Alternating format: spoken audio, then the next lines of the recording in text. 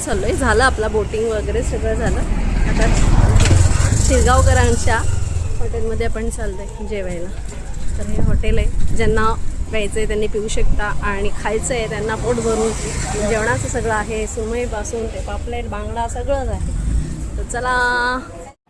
ह्यांचं कोणाचंच नाही आलं, आमचं खेकडा थाळी आली. खेकडा थाळी, चिकन, मटन, जे सगळं काय पाहिजे ते आमचं तर आलं बाबा. खेकडा थाळी आम्ही मागवलेलं, मी आणि माझ्या बहिणीने.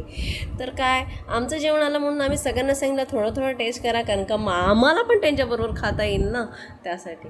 तर आईला पण सांगितलं आई खा ग, कारण का वेगवेगळे डिश बघून तर कोणाच्याच आपण आम्ही चाललोय आता मँगलोरला.